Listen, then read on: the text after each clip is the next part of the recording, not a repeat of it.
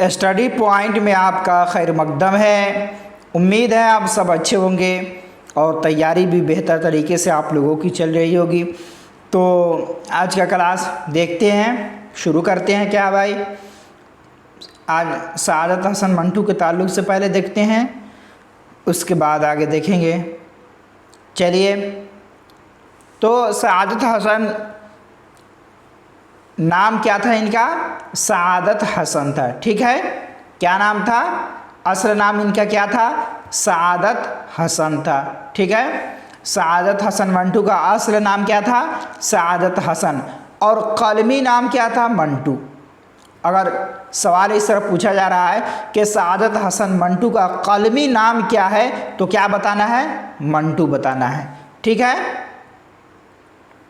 चलिए अब देखें। असल नाम सआदत हसन लिखने की इब्तिदा की, बाद में मंटू ही असल नाम हो गया। यानी शुरू में क्या किए वो? सआदत हसन लिखने की शुरुआत किए, लेकिन बाद में ही असल नाम क्या पड़ गया उनका? मंटू। ठीक है, तो असल नाम पहले क्या था? सआदत हसन शुरुआत में, लेकिन बाद में मंटू ही असल नाम हो गया। ठीक है, बात समझ में आ रही है? देखें, अब देखें, मंटू स्कूल, कॉलेज और मोहल्ले में टॉमी नाम से मशहूर थे। सवाल आता है कि सआदत हसन मंटू स्कूल और कॉलेज और मोहल्ला वगैरह में किस नाम से मशहूर थे? तो क्या बताना है? टॉमी। ठीक है, किस नाम से मशहूर थे? तो टॉमी नाम से मशहूर थे। ठीक है, उसके बाद देखें मंटू के फर्जी नाम। अब देखें, सआदत हसन मंटू के फर्जी नाम भी बहुत सारे हैं। ठीक है, क्या है? देखिए, मुफक्किर है, कामरेड है, आदम है, वटनम है। ठीक है, अब वटनम के हुरूफ को उलट देने से मंटू हो जाता है। उसके बाद फिर ख्वाजा ज़हीरुद्दीन थे। ठीक है, और ये सारे नाम क्या है? ये फर्जी नाम क्या है? सआदत हसन मंटू के हैं। ठीक है, बात समझ में आ रही है कि फर्जी नाम क्या है? मुफक्किर हो गया, कामरेड हो गया, आदम हो गया, वटनम हो गया, और वटनम के हुरूफ को उलट देने से क्या बनता है? मंटू होता है। तो ये सारे नाम सआदत हसन मंटू के फर्जी नाम है, असल नाम नहीं है। ठीक है, ये सब फर्जी नाम है। अब देखें, सआदत हसन मंटू 11 मई 1912 को, क्या है भाई? 11 मई 1912 को। ठीक है, 11 मई 1912 को समबराला, ज़िला लुधियाना, पंजाब में पैदा हुए। सआदत हसन मंटू कहाँ पैदा हुए बताइए? तो सआदत हसन मंटू समबराला, ज़िला लुधियाना, पंजाब में पैदा हुए। और कब पैदा हुए? तो 1912 ईस्वी को। ठीक है, कब? तो 1912 ईस्वी को। तारीख क्या है? तो 11 मई है। ठीक है, बात समझ में आ गई कि सआदत हसन मंटू 1912 ईस्वी में समबराला, ज़िला लुधियाना, पंजाब में पैदा हुए। अब देखिए, सआदत हसन मंटू का इंतकाल क्या है? 43 साल की उम्र में 18 जनवरी 1955 को लाहौर में हुआ था। ठीक है, समझ में आ रही है कि मंटू का इंतकाल 43 साल की उम्र में 18 जनवरी 1955 ईस्वी की हुई। कब हुई है इनके इंतकाल? तो 1955 ईस्वी की। और कहाँ हुआ है इनका इंतकाल? तो लाहौर में।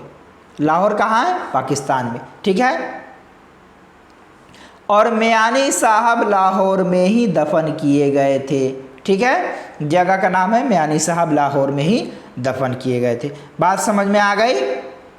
मंटू का इंतकाल कब हुआ है? तो 43 साल की उम्र में 18 जनवरी 1955 को लाहौर में हुआ था, और मियानी साहब लाहौर में दफन किए गए थे। इतना बात समझ में आ गई आपको? चलिए, अब आगे देखिए। सआदत हसन मंटू महज 42 साल 8 माह और 4 दिन जिए थे। यानी ये कितने दिन बाहयात थे? तो 42 साल 8 महीना और 4 दिन। ठीक है, बात समझ में आ गई? कितने साल? 42 साल 8 महीना और 4 दिन। अब देखें, सादत हुसैन का हसन का ताल्लुक कश्मीर की मंटू ज़ात से है। ठीक है, अगर सवाल आता है कि मंटू ये ज़ात है या तखल्लुस है या क्या है, तो आपको ये बताना होगा कि सादत हुसैन का ताल्लुक जो कश्मीर की जो ज़ात है वो मंटू ज़ात से था। बात समझ में आ गई? हाँ, तो सादत हसन का ताल्लुक कश्मीर की मंटू ज़ात से है, इसी से इनका नाम मंटू हुआ है। अब बात समझ में आ गई? ये बहुत पॉइंट वाली बात है, इसको ध्यान में रखने की ज़रूरत है कि सादत हसन होना चाहिए, यहाँ पे हुसैन हो गया है। ठीक है, सादत हसन का ताल्लुक कश्मीर की मंटू ज़ात से है। अब देखें, सादत हसन मंटू के वालिद का नाम ख्वाजा गुलाम हुसैन था। क्या नाम था? सादत हसन मंटू के वालिद का नाम क्या था भाई? ख्वाजा गुलाम हुसैन। क्या नाम था? ख्वाजा गुलाम हुसैन। और वालदा का नाम सरदार बेगम। वालिद किसको कहते हैं? बाप को कहते हैं। वालदा किसको कहते हैं? माँ को कहते हैं। ठीक है, तो वालिद का नाम ख्वाजा गुलाम हुसैन था और वालिदा का नाम यानी माँ का नाम सरदार बेगम था। ठीक है, क्या नाम था माँ का? सरदार बेगम। और दादा का ख्वाजा जमालुद्दीन। ठीक है, वालिद का नाम ख्वाजा गुलाम हुसैन, माँ का नाम सरदार बेगम और दादा का नाम ख्वाजा जमालुद्दीन। बात समझ में आ गई? चलिए, अब देखिए, मंटू के जद्दे आला ख्वाजा रहमतुल्लाह कारोबार के सिलसिले में 19वीं सदी के अवाइल में कश्मीर से तर्के वतन करके पंजाब चले आए थे। क्या बात समझ में आई?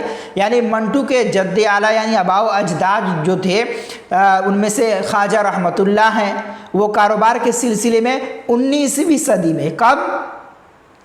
तो 19वीं सदी के अवाइल में। अवाइल किसको कहते हैं? शुरुआत, इब्तिदा। ठीक है, अवाइल का मतलब क्या है?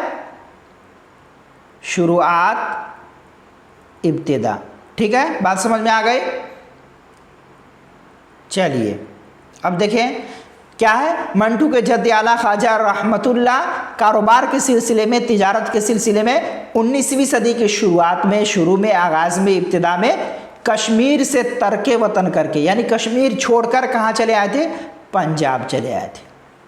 बात समझ में आ रही है ना? चले, अब देखें,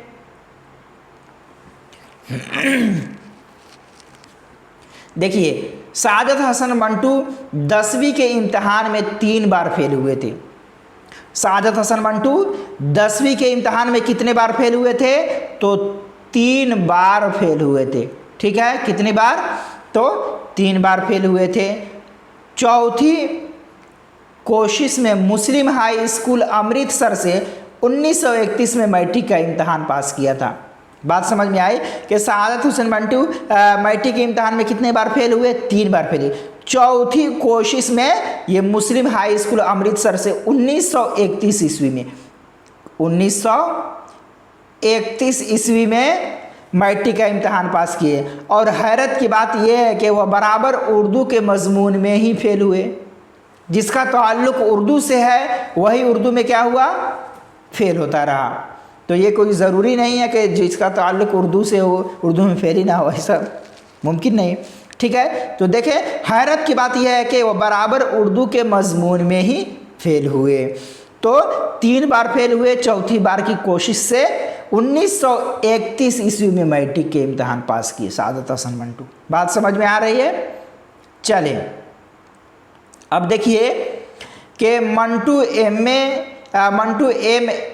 MAO कॉलेज अमृतसर के तालिब इल्मी के ज़माना में कॉलेज मैगज़ीन हिलाल के मुदीर मुकर्रर हुए। मतलब अभी तालिब इल्मी के ही ज़माना में क्या हुए? वो कॉलेज मैगज़ीन हिलाल के, ठीक है, क्या मैगज़ीन का नाम क्या था? हिलाल था। मुदीर हुए, एडिटर हुए। बात समझ में आ रही है कि वो तालिब इल्मी के ज़माने में जब अमृतसर कॉलेज में थे तो उसी ज़माना में क्या हुए, मैगज़ीन हिलाल के वो एडिटर हुए, मुदीर हुए थे। अब देखें, मंटू ने अलीगढ़ मुस्लिम यूनिवर्सिटी में 1935, कब, 1935 में दाखिला लिया था, मगर तालीम जारी ना रख सके थे। क्या है, सआदत हसन मंटू का एडमिशन कब हुआ था अलीगढ़ मुस्लिम यूनिवर्सिटी में, तो 1935 में। कब हुआ था, 1935 में हुआ था, लेकिन वो तालीम आगे जारी नहीं रख सके थे। बात समझ में आ रही है। चलिए अब देखें, मंटू की शादी 26 अप्रैल 1929 को सफिया बेगम से हुई। कब हुई, 1929, ठीक है। मंटू की शादी 26 अप्रैल 1929, आपको याद ध्यान में रखना है जो वो है तारीख, 1929, ठीक है। 26 अप्रैल 1929 को सफिया बेगम बिनते ख्वाजा कमरुद्दीन से हुई थी, यानी कमरुद्दीन की बेटी सफिया बेगम से हुई थी। तो सआदत हसन मंटू के बीवी का नाम क्या है, तो सफिया बेगम। क्या नाम है, सफिया बेगम। शादी कब हुई थी, तो 1929 ईस्वी में। बात समझ में आ रही है। हाँ, अब देखें, मंटू के 4 औलाद थे, एक बेटा आरिफ और 3 बेटियां निकहत, नुजहत और नुसरत। मंटू के 4 औलाद थे, जिसमें से एक बेटा जिसका नाम क्या था, आरिफ था, और 3 बेटियां थी जिसका नाम क्या है, एक का है निकहत, दूसरे का नुजहत और तीसरे का नुसरत, ठीक है।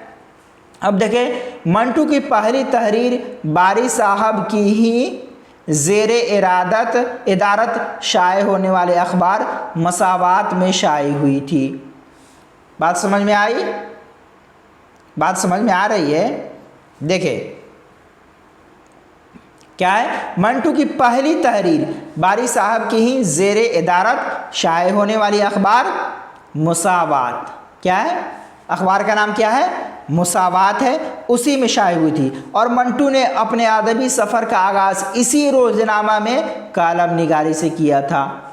तो यहाँ पे बहुत सारे सवाल बन सकते हैं कि मंटू की पहली तहरीर किसके ज़ेरे असर से वजूद में आया, यानी किसके ज़ेरे इदारत शाये हुआ, तो अखबार का नाम बता देना है, मसावात। और ये सवाल आता है कि मंटू ने अपने अदबी सफ़र का आगाज़ किस रोज़नामा से किया, तो अखबार मसावत बताना है, और कालम निगारी से किया था। तो बात समझ में आ गई आपको कि अपने अदबी सफ़र का आगाज़ इसी रोज़नामा यानी अखबार मसावात से किया था।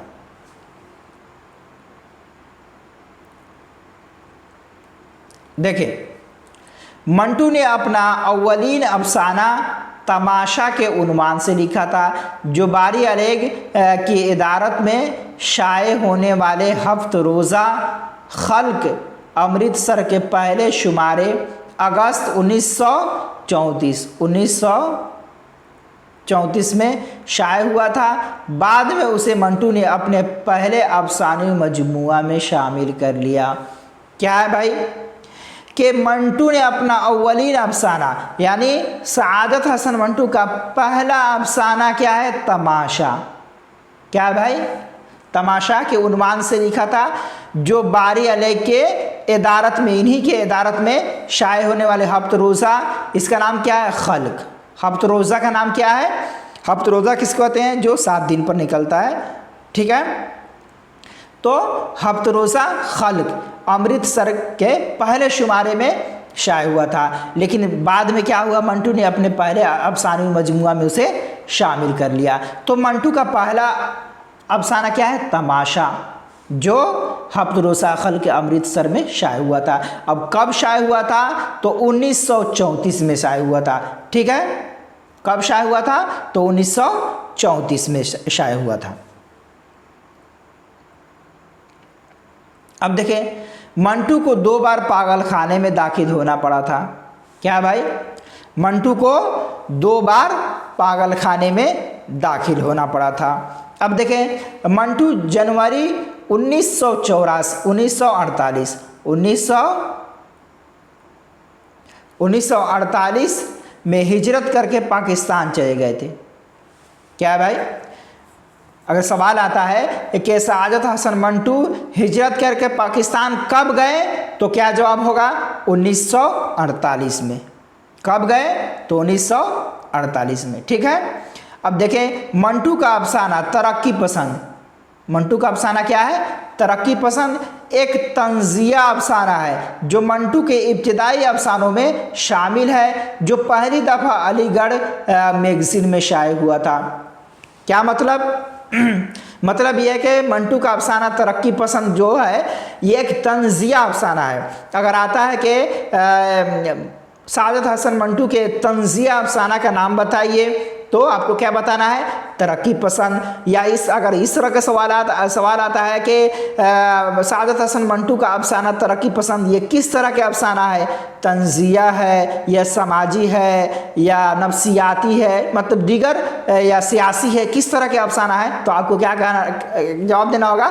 एक ये तंजिया अफसाना है। क्या है? तंजिया अफसाना है। और ये पहली दफ़ा कहाँ से शाये हुआ था? तो अलीगढ़ मैगज़ीन में शाये हुआ था। कहाँ? अलीगढ़ मैगज़ीन में शाये हुआ था। बात समझ में आ रही है? चलिए अब देखें मंटू का अफसाना बदतमीज़। क्या है? सादत हसन मंटू का अफसाना बदतमीज़ भी एक तंजिया अफसाना है जिसमें तरक्की पसंदों की ज़ाती कमज़ोरियों को निशाना बनाया गया है। बात समझ में आ रही है कि मंटू का अफसाना एक का नाम क्या है? बदतमीज़। समझ में आ रहा है ना? बदतमीज़ ये भी एक तंजिया अफसाना है जिसमें तरक्की पसंदों की ज़ाती कमज़ोरी जो थी उसको इसमें निशाना बनाया गया है, उसी को इसमें उजागर किया गया है। तो बात समझ में आ गई आप लोगों को? समझ में आ रही है ना? हाँ, चलिए आगे देखें। आगे देखिए ख्वाजा अहमद अब्बास, इनके बारे में भी पढ़ लेते हैं। ख्वाजा अहमद अब्बास के ताल्लुक़ से भी जानकारी ले लेते हैं। जो अभी तक टेलीग्राम ज्वाइन नहीं किए हैं वो ज्वाइन कर सकते हैं, डिस्क्रिप्शन में लिंक दिया हुआ है, आप जाकर वहाँ पे ज्वाइन कर लें और जो भी नोट्स आपको चाहिए वहाँ पे सारे नोट्स वगैरह आपको बआसानी मिल जाएंगे। ठीक है, तो चलिए अगर आप लाइक नहीं किए हैं तो लाइक भी कर सकते हैं, शेयर भी कर दीजिए अपने दोस्तों के साथ। अगर नए हैं तो अगर आपको क्लास अच्छा लग रहा है तो आप सब्सक्राइब भी कर सकते हैं, ये आपकी मर्ज़ी पर मुनहसिर है अगर आपको अच्छा लग रहा है तो। चलिए देखिए क्या भाई नाम क्या था इनका? ख्वाजा अहमद अब्बास। ठीक है, इनका नाम क्या है? ख्वाजा अहमद अब्बास। अब देखें ख्वाजा अहमद अब्बास 1914 में, कब? 1914 में कहाँ पैदा हुए? पानीपत में। ठीक है, ख्वाजा अहमद अब्बास 1914 में पानीपत में पैदा हुए। सवाल आता है कि ख्वाजा अहमद अब्बास कब और कहाँ पैदा हुए, तो क्या जवाब होगा आपका? कब हुए? तो 1914 में। कहाँ हुए? तो पानीपत में। बात समझ में आ गई कि ख्वाजा अहमद अब्बास 1914 में पानीपत में पैदा हुए। चलिए अब देखें ख्वाजा अहमद अब्बास का इंतकाल कब हुआ? ख्वाजा अहमद अब्बास का इंतकाल कब हुआ? तो 1987। कब हुआ? 1987 में। ठीक है, और कहाँ हुआ? तो मुंबई में। ख्वाजा अहमद अब्बास का इंतकाल कब हुआ और कहाँ हुआ? तो कब हुआ? 1987 में हुआ। कहाँ हुआ? तो मुंबई में हुआ। बात समझ में आ गई? चलिए अब देखिए ख्वाजा अहमद अब्बास के वालिद का नाम ग़ुलाम सिबतैन और वालदा का नाम मसरूर खातून है। ख्वाजा अहमद अब्बास के वालिद का नाम क्या है? बताइए। हाँ, ख्वाजा अहमद अब्बास के वालिद का नाम ग़ुलाम सिबतैन है। ठीक है, और वालदा यानी माँ का नाम क्या है? मसरूर खातून। मसरूर मतलब खुश होता है। ठीक है, तो वालिद का नाम ग़ुलाम सिबतैन और वालदा का नाम मसरूर खातून। चलिए आगे देखिए। चलिए अब देखिए ख्वाजा अहमद अब्बास का ताल्लुक़ अल्ताफ़ हुसैन हाली के ख़ानदान से था। हाली परनाना थे। ख्वाजा, अगर सवाल आता है कि ख्वाजा अहमद अब्बास, अल्ताफ़ हुसैन हाली ख्वाजा अहमद अब्बास के रिश्ते में क्या लगते थे? सवाल समझ में आ रही है आपको कि अल्ताफ़ हुसैन हाली ख्वाजा अहमद अब्बास के रिश्ते में क्या लगते थे? तो परनाना लगते थे। बात समझ में आ रही है? तो ख्वाजा अहमद अब्बास का ताल्लुक़ किसके ख़ानदान से था? अल्ताफ़ हुसैन हाली के ख़ानदान से था। किसके ख़ानदान से? अल्ताफ़ हुसैन हाली के ख़ानदान से इनका ताल्लुक़ था। अब देखें, ख्वाजा अहमद अब्बास ने इब्तिदाई तालीम हाली हाई स्कूल पानीपत से हासिल की थी। ख्वाजा अहमद अब्बास ने इब्तिदाई तालीम कहाँ से की थी और किस स्कूल से की थी? तो स्कूल का नाम है हाली हाई स्कूल, जगह का नाम है पानीपत। बात समझ में आ गई कि ख्वाजा अहमद अब्बास ने इब्तिदाई तालीम हाली हाई स्कूल से की और जो हाली हाई स्कूल है वह कहाँ है? तो पानीपत में है।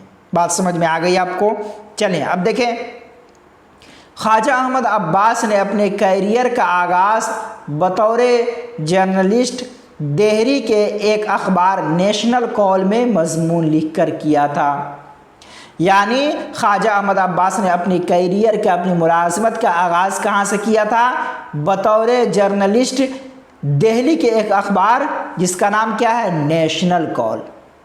ठीक है, एक अखबार नेशनल कॉल में मजमून लिखकर किया था।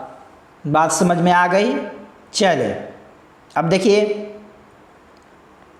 ख्वाजा अहमद अब्बास ने बॉम्बे क्रॉनिकल में 1936 से लिखना शुरू किया था।